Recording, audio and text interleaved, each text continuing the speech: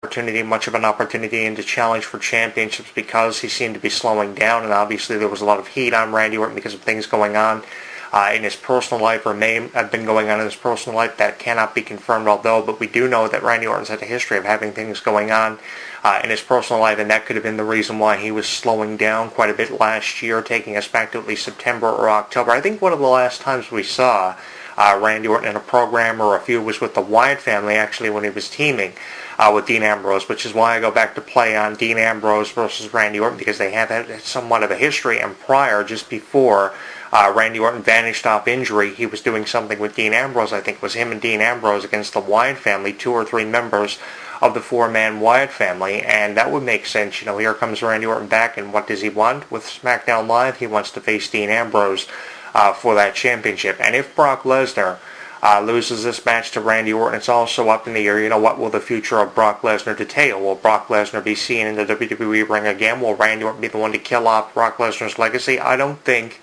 we're going to go as far as to see Randy Orton killing off Brock Lesnar's legacy, even though Randy Orton's had a reputation for being known as a legend killer for the last at least decade. He had a pretty good reputation for himself off killing legends in the WWE, names like Harley Race, Jake the Snake Roberts, Mick Foley, The Rock.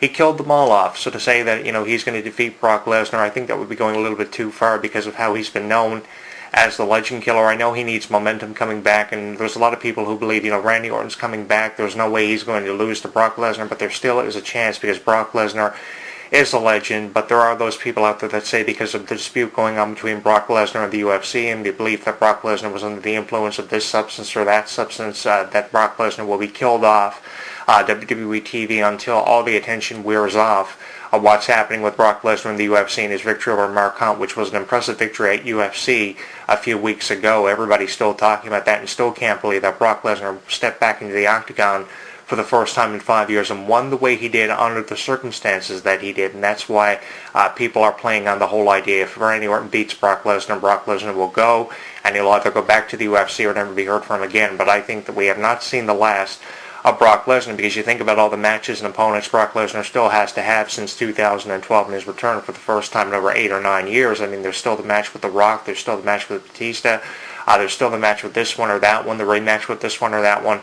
So there still is a very good chance that Brock Lesnar still has a chance to create with names that we have never seen him create with before, or we have seen create with him in the past. So there is a chance that we will see Brock Lesnar, and probably a greater chance that we'll see something more probable happening for Brock Lesnar at this point than we will for Randy Orton, because there still is that chance that we could be seeing Randy Orton put on the back burner for some kind of punishment he's dealing with from something he may have done in the past, probably from 9 months ago, or having to rehabilitate from this injury. Because no matter how many injuries you have or how good you seem to have returned off an injury, you're still haunted by that injury. For instance, Seth Rollins coming back off a major knee injury. People said that Seth Rollins would never be the same again, and their philosophy on Seth Rollins pretty much is an accurate assumption, because it doesn't seem like Seth Rollins has ever been the same since coming back. He's using the pedigree. He doesn't use the curb stomp anymore. He used minimal moves from his previous move arsenal prior to his injury. Really surprised he's still using that running power bomb. I really thought they were going to kill that, because that was the reason why Seth Rollins' knee blew out.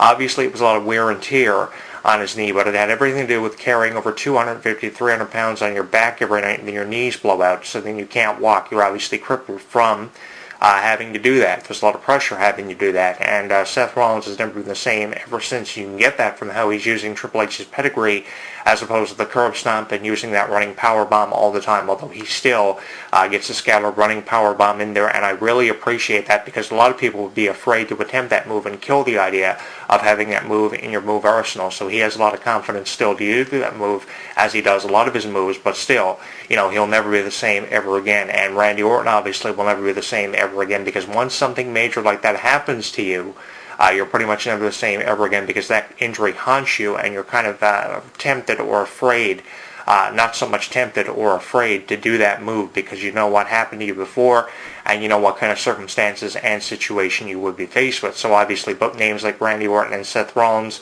are never going to be the same again, and that's why we're seeing a lot of hype on the new talent initiative, people who have never been subjected to these major injuries, and people who you can rely on more than you can that of a Randy Orton or John Cena. And be it that John Cena and Randy Orton are mainstream names these days, you can't really rely on mainstream names like John Cena and The Rock, or John Cena and Randy Orton. Those names pretty much are on the back burner because they have other commitments that you can't always rely on them to come in all the time for live shows of Raw and SmackDown. Even though both Raw and SmackDown are live now, that's a great move, but still, you can't rely on these mainstream names. You can't always rely on Randy Orton and John Cena to be there. They're coming up on 15 years, and after 15 years, that's a long time to have done something, and obviously there's a lot of wear and tear and pressure playing on you after being there for 15 years and being expected of so much. So you can't really expect as much 15 years later after your debut as you did probably 15 years ago when you were trying to establish your name as an upstart talent in WWE, when you had names like Edge and The Undertaker and Shawn Michaels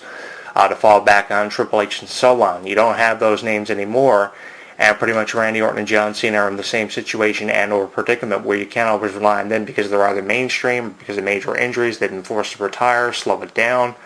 I mean, after 15 years, what are you going to do? Obviously, WWE feels that Randy Orton still has a victory over Brock Lesnar looming over his head, and we'll see where that goes from here. I also appreciate what Paul Heyman is doing in this storyline, proving that he's been a creative genius always and always will be. You know, the problem was about how Randy Orton hears voices in his head, how he would never hit an RKO on Brock Lesnar in his life, and then out of nowhere, Randy Orton shows up, security gets involved after he hits an RKO on Brock Lesnar, then Brock Lesnar returns the favor the following night on SmackDown with a little bit of his own invasion, returning the favor and leaving with Paul Heyman. But I really appreciate Paul Heyman's stroke of genius with the promos. If not for these promos, this feud between Brock Lesnar and Randy Orton would be hyped up as much as what it is. So the hype because of Paul Heyman, great stuff, and I hope that Paul Heyman continues to do that if in fact we do see Brock Lesnar in the follow of this in the future for matches and opponents that Brock Lesnar will have in WWE and possibly even UFC. I'd also like to see something where Brock Lesnar eventually takes the UFC title to WWE, which again, you know, plays on the idea of Brock Lesnar still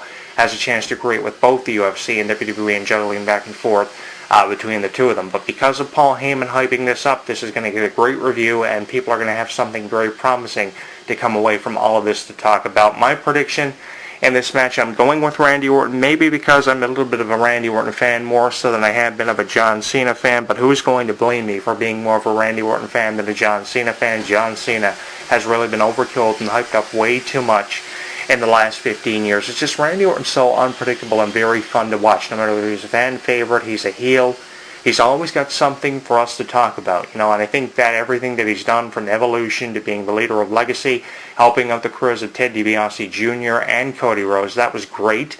Dusty Rhodes has a lot to be proud of, just as the $1 Million Man, the senior $1 Million Man, has a lot to be proud of in his son, Ted DiBiase, and his success, although he's not with WWE anymore. That can be credited to Randy Orton. Randy Orton is returning the favor, you know, helping out many names that helped him become such the name that he is, and he's doing the same thing now for the new talent initiative. You know, if you're not looking at him facing Brock Lesnar or a big name like that on his same level of similarities, you're looking at Randy Orton helping out the new talent initiative, and I think that's what he'll continue to do for names like Jason Jordan and Chad Gable, of course, American Alpha, and other names that will come in from NXT as part of this new talent initiative in the fallout of the 2016 brand extension. A championship in the future of Randy Orton, another big name, the way of, say, a Batista, probably even a Rock.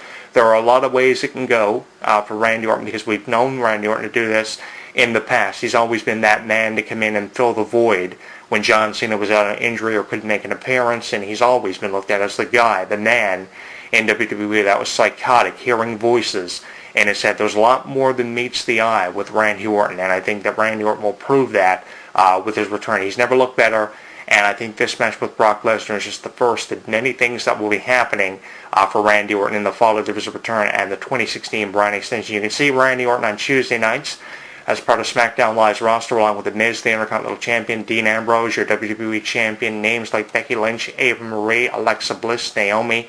They're all a part of SmackDown. John Cena is in there, so you have more of a reason to watch SmackDown than you ever had before. I read about this for my column in this corner with Jonathan Clarke, just as I did Brock Lesnar versus Randy Orton, giving you my thoughts and a little bit of a write-up, and I have been on this radio show in the last few weeks and will continue to do so up until and even in the fallout of Brock Lesnar versus Randy Orton, because there's so much to get into in the way of a conversation. If you have a thought, get in touch with me on social media. Let me know who you think is going to win, Randy Orton or Brock Lesnar, who you're choosing to side with, and I will talk to you again next week. Until then, I'm your host, Jonathan Clarke, and it's been really fun.